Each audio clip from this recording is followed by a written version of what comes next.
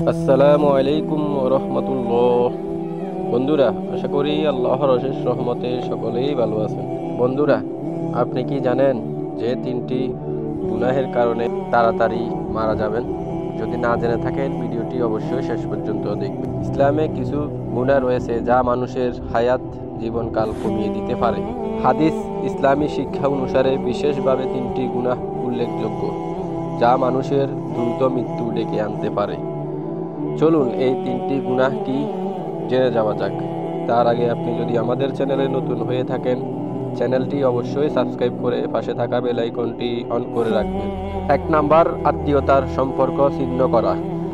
রাসূলুল্লাহ সাল্লাল্লাহু আলাইহি ওয়াসাল্লাম বলেছেন, যে ব্যক্তি আত্মীয়তার সম্পর্ক ছিন্ন করে তার জন্য জান্নাতে প্রবেশ হারাম।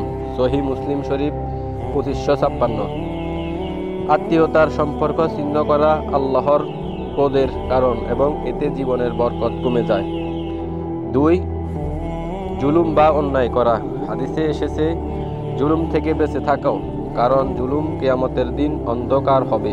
সহিহ মুসলিম শরীফ 2579। জুলুম করার ফলে আল্লাহর শাস্তি দ্রুত নেমে আসে, যা কারো অকাল মৃত্যুর কারণ হতে পারে। 3, মা বাবার অবাধ্য হওয়া। রাসূলুল্লাহ সাল্লাল্লাহু আলাইহি ওয়াসাল্লাম বলেছেন, মা বাবার অবাধ্যতার শাস্তি দুনিয়াতেই দ্রুত পাওয়া যায়। মুসনাদ আহমদ শরীফ 19414। যে ব্যক্তি মা বাবার সাথে খারাপ আচরণ করে বা কষ্ট দেয়, তার জীবন থেকে বরকত উঠে যায় এবং মৃত্যু তাড়াতাড়ি আসতে পারে। আল্লাহ তাআলা এই 3টি গুনাহ থেকে আমাদের বাঁচার তৌফিক দান করেন। ভিডিওটি ভালো লাগলে অবশ্যই শেয়ার করে অন্য ভাইকে জানার সুযোগ করে দিবেন। ভালো থাকবেন, সুস্থ থাকবেন। আসসালামু আলাইকুম ওয়া রাহমাতুল্লাহি ওয়া বারাকাতুহু।